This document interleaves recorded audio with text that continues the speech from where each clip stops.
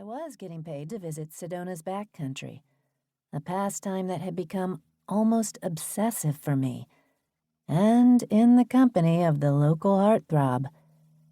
Friends had assured me leading Jeep tours offered the most money I could hope for in Sedona's tourist economy. I needed the cash. Journalists didn't get pensions, and disgraced reporters were more likely to get a swift kick out the door.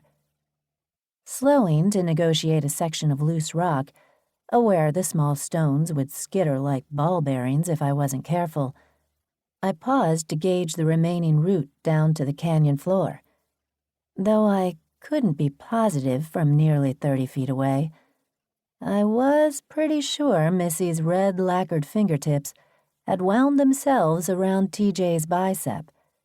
In that moment, it hit me. I would never rake in the tips he counted on to cover the rent for his RV space along Oak Creek. This was my second week of ride-alongs, learning different routes and memorizing TJ's relaxed patter over the intercom as he pointed out sights or patiently explained why the rocks were red. Blue Sky Expeditions was one of a handful of off-road excursion companies that advertised adventure with racks of brochures in hotel lobbies and gift shops.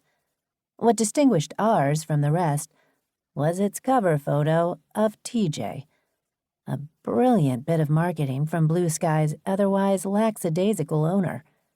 Even now, standing among the pale-dried grasses and chaparral, TJ was a match for his cover shot, wearing jeans so worn they were almost white, and a plaid shirt with its sleeves torn off.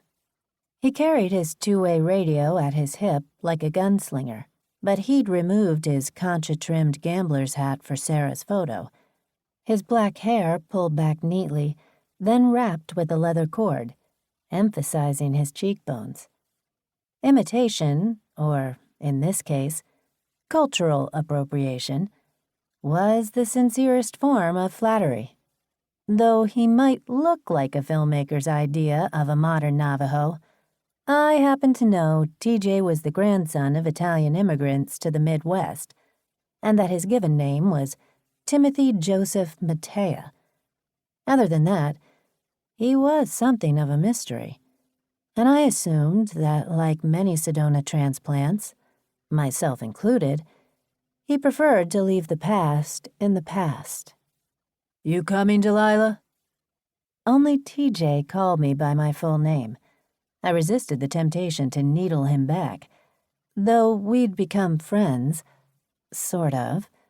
Before I signed on with Blue Sky, he was now essentially my supervisor, and I'd learned the hard way not to let professional relationships turn personal.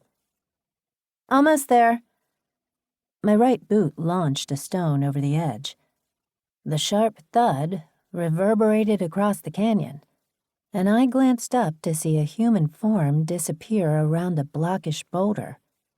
Before I had time to worry my visions were becoming full-blown hallucinations, my gaze landed on a shadowy alcove.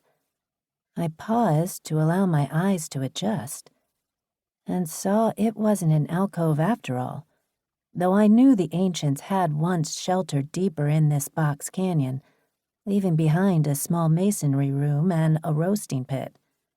The sun, stronger now, lit the higher ledge and the shadow that shouldn't be there, its edges soft and organic against the fractured rock. Instinct and memory knotted my stomach. The shadow looked like, "Hey, Delilah, time to go." I scrambled the rest of the way down on shaky legs, numbly accepting the phone Sarah handed me and taking the requested photo. TJ had replaced his hat, but even though the flat brim shaded his eyes, I could tell he registered my distress. I shook my head slightly, and he seemed to get the message. "What's next?" Missy whipped out our brochure from her waistpack and waved it in my direction. "We've done the sage smudging and sunrise ceremony. Are we going to avoid..."